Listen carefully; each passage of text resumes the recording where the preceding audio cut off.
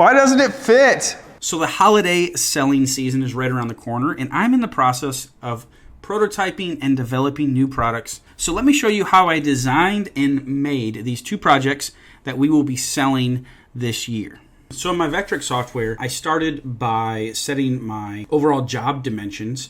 Now that I have my base overall shape and outside dimensions, now I can start working from the outside in. So next, let's work on the slats. I made these 0.3 inches thick because I'm using a 1/4 inch end mill and I want it to fit in that space. Messed around with angles. Again, this is where I first started. So this is a 30-degree angle. This is a 35-degree angle. And what I settled on was 45. I like that angle here. And this next tool that I used is really cool. And again, you'll see me messing with it a little bit and just trying to dial it in. But it is the array copy tool down here on the bottom next to offset. And what it does is you can create linear or block array copies of this initial one. So I got this initial slat in the place that I wanted it, and the angle that I wanted at, and the size. And then I put in my rows and columns, and if I wanted gap, or how big of a gap I wanted. So with this array tool, I ended up with this layout. And that's exactly what I wanted. So it's evenly spaced in between each one. All right, so there is my base project. This is a two-piece project, so I can't carve this all in one piece. I have to carve the base, and then I have to carve the slats separately. So the other curveball here is that the top and bottom are not the same thickness. If they were the same thickness, then I would have kept them in the same job and the same file and just put them in different layers. But I figured since they were two different size thicknesses, I actually divided them into two projects. So first, let's take this out to the garage and run a quick prototype on some MDF just to make sure everything comes out the way that we think it's going to. And then we will put the expensive wood in and actually make this project. We're going to use some double-sided tape and a couple screws in the end again. Again, the double-sided tape is just to hold the piece in place so we're not using, not have to rely on tabs. This is my favorite double-sided tape. I will leave a link in the description. This is Sure tape. I find it locally, but maybe you can find it online. We're gonna make a breadboard that you can cut bread on and it collects the crumbs. I didn't know this was a problem until my wife told me so. I'm talking to Andrew, my camera guy, so I was telling him an idea, but I'm gonna tell you at the same time I'm telling him. So I had an idea the other day, a shower idea. It's where my best ideas come to me. I'm thinking about doing like a Saturday morning live stream. I don't know about every Saturday morning, but the concept is that I know a lot of you get the most shop time on the weekends. So doing like a, hey, let's grab some coffee and hang out for an hour from like 7 a.m. till 8 a.m. and get our project started for the day. I think that could be kind of cool, kind of a community thing. So let me know down in the comments below if that's something you'd be interested in. And if there's enough of us, then maybe I'll do it. We'll see. Back to our programming. All right, so this is a two-piece project. We're making the base out of maple and the top out of walnut. So we're actually gonna be using two different contrasting woods, which I think will look really cool.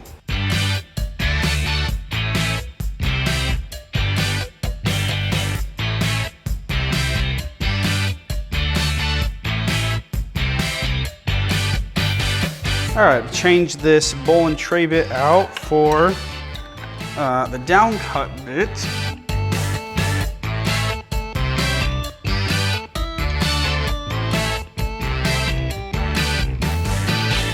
Looks like I left about less than a 1/16 of an inch, which is okay. It just is gonna take a little extra. What I'll do is I'll saw it out with my little handsaw here, and then I will, when I take this to put a little bit of a round over on that bottom edge, it'll clean it up. So not too big of a deal, but I was trying to go all the way through, and I think my stock was just a little thicker than I thought it was. All right, so next we're gonna take this walnut and we're gonna cut the top piece of our breadboard. So this is a little bit thinner. This is 3/8 walnut. For this tool path, it's just the 1/4 inch bit.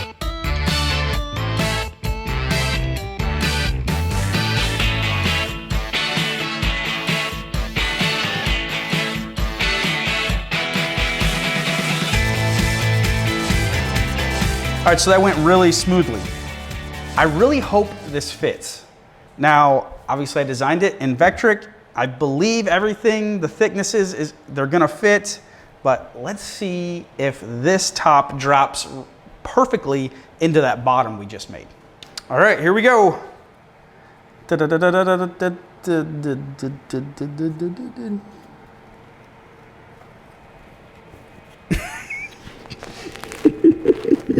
Why doesn't it fit? So I think I know what happened. When I scaled them down to fit the specific wood I had, I must not have scaled them down the same percentage. Good thing is this is too big.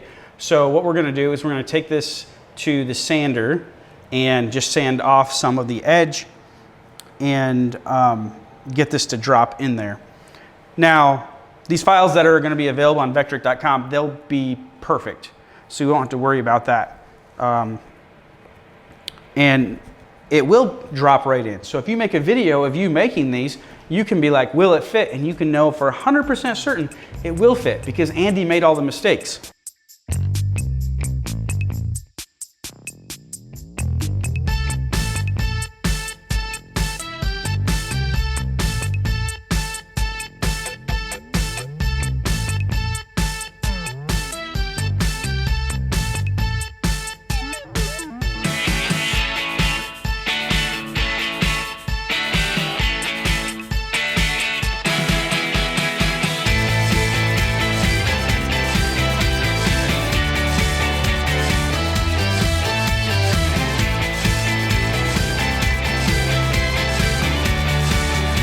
All right, so next is the bourbon smoker.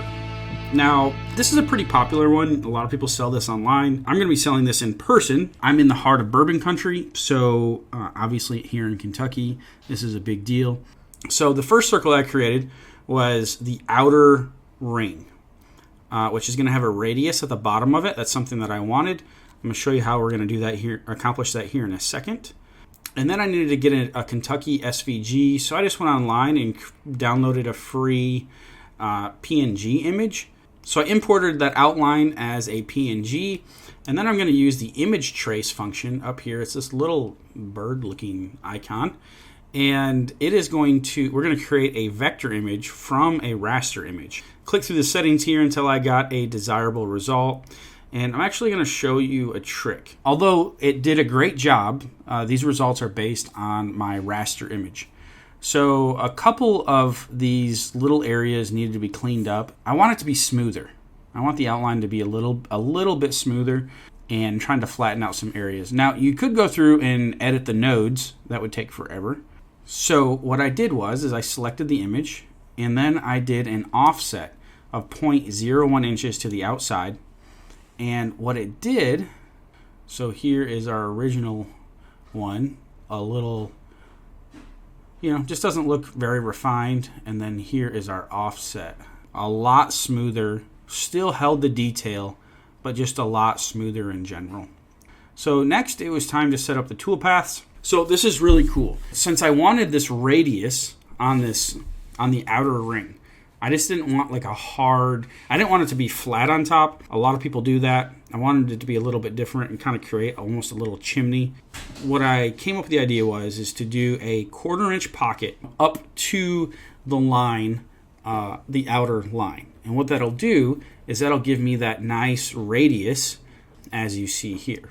Now, obviously I don't want that radius on the outside. So what I had to do is go past my outer dimensions. So that radius would be outside of where my downcut bit will cut. But that's how I did this. So I went down 1/4 inch. So that means my overall thickness of the smoker is going to be a 1/2 inch. And then the chimney will start at 3/4 inch. So now let's take this out to the garage and actually make this product. For this bourbon smoker, I'm going to be using this piece of cherry.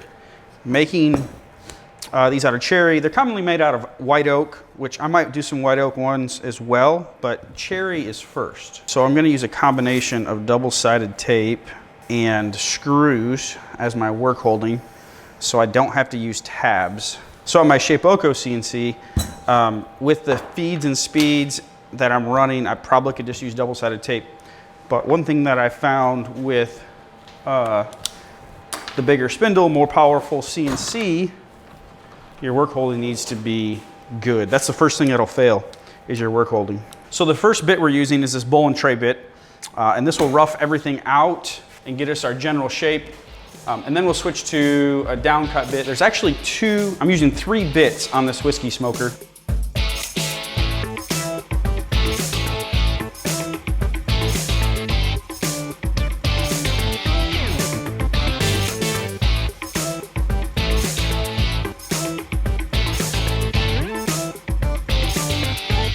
All right, so you can see how we contoured everything out.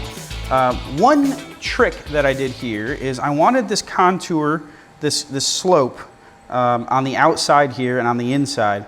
And so that's why I'm using a bowl and tray bit to surface everything out.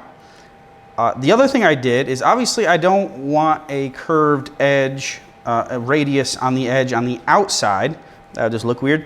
So what I did is I went beyond the size of the smoker, and then I'm going to come back with a down cut bit and cut inside here.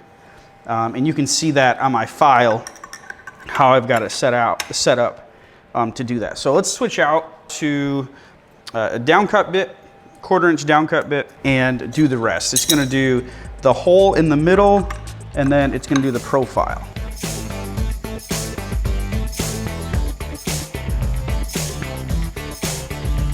So one thing that I told you that was a lie is I forgot to take off the tabs. I said that I was using double-sided tape, so I didn't have to use tabs, but there's still tabs in there.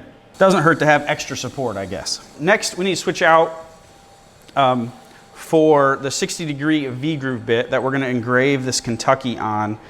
I live in Kentucky, so that's where these are gonna be sold, in Kentucky. And so this is just separates it.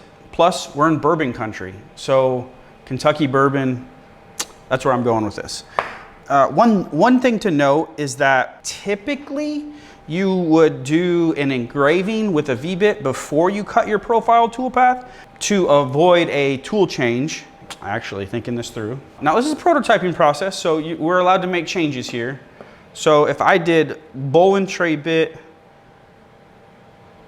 V groove bit, and then the down cut bit, that'd probably be the best. And that would work. I could do that. But you want to do your V grooving when you have the most support possible. So I have double support here with tabs and double-sided tape, but it would be safer to do the V groove before the outer profile cut.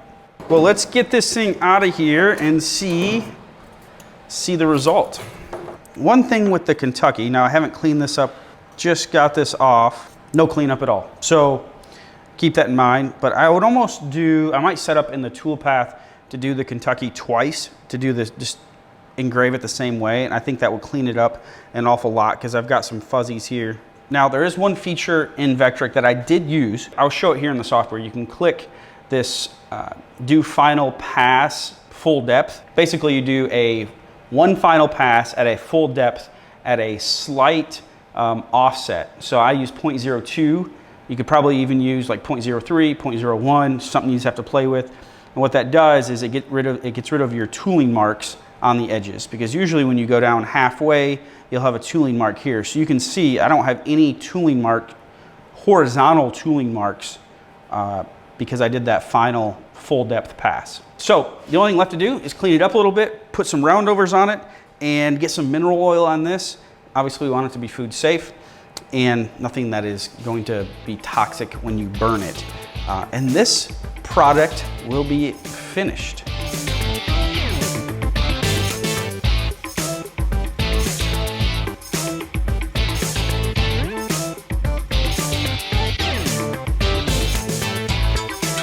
I'm really happy how these two projects came out. Now, I'm gonna be selling these at craft fairs this fall and winter. I've actually got 5 scheduled.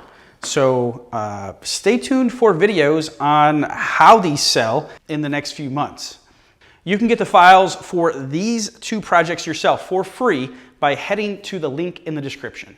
If you like the two projects in this video, I know you're gonna like the projects that I made in this video. Click right there and I will see you in that video.